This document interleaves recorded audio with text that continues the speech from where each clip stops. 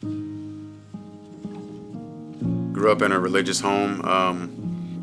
As far as church, we went to church Sundays, most Sundays, of course, holidays. I would say as far as Bibles, being around the house and studying the Bible, we didn't really do that much. It was more so, respect, good morals, those kind of things were taught to us. So junior year of high school, I met a girl, led to dating through college. After college, we got engaged, got married. A year later, we had a beautiful daughter.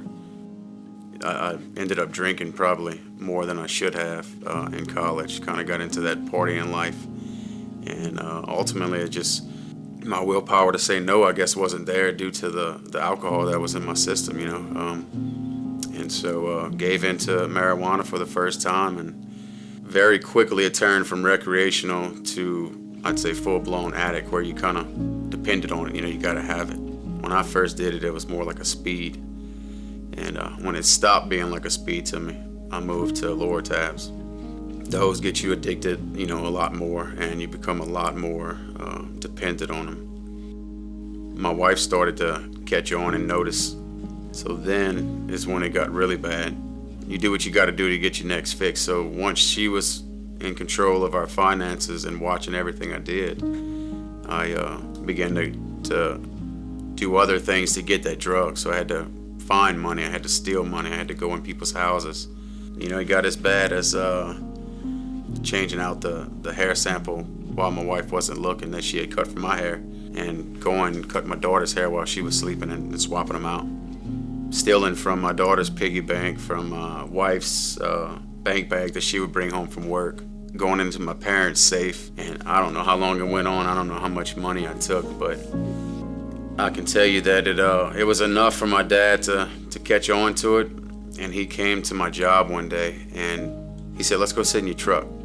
He just cried and said, "I know you did it. I didn't see you, but I know you did it. And I just want to help." Basically begged me to tell him what he can do to help me. From, father to son, it's, you never want to make your dad cry. And that was one of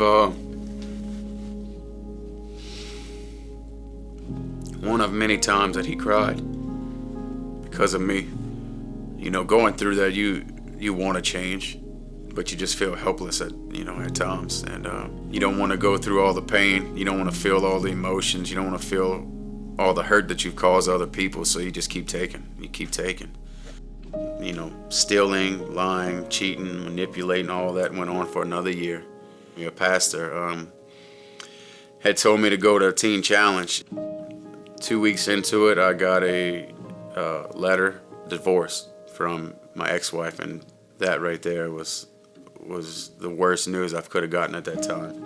That was by far the lowest, that I felt, lonely, and like my life had no purpose anymore, And one night we had a chapel service. We had a lady come in. She gave her testimony of how she prayed for her future husband at the time. At this time that she was praying, her husband was actually an addict, and he was then saved, and they got together, and their story's amazing. At the end of that service, I went up to the altar, just started praying for my future. When I got up from there, it was that weight was lifted off, and from that time, everything, I think mentally, for me, started to change. The way I looked at life changed. It wasn't poor me.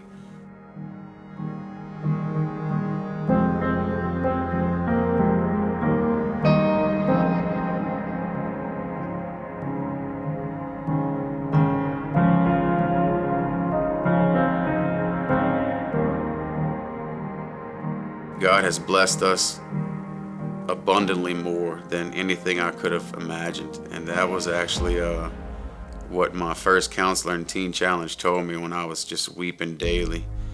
He said, Joel 2:25, and he said that God will restore everything the locusts took from you. And he promised me that, and I'll never forget that that scripture. or that day, because I was broken. I was badly broken. God has given me way more than I deserve. Way more. This is the only battle that you'll fight where when you surrender, you win. My main thing is just to fully, completely surrender. Leave it all to God. You know, whether that's at the altar, in a room by yourself, whatever that means for you, leave it all and accept Him and the new life that He has for you, because it's amazing. My name is Chad Balello, and this is my story of how God redeemed me.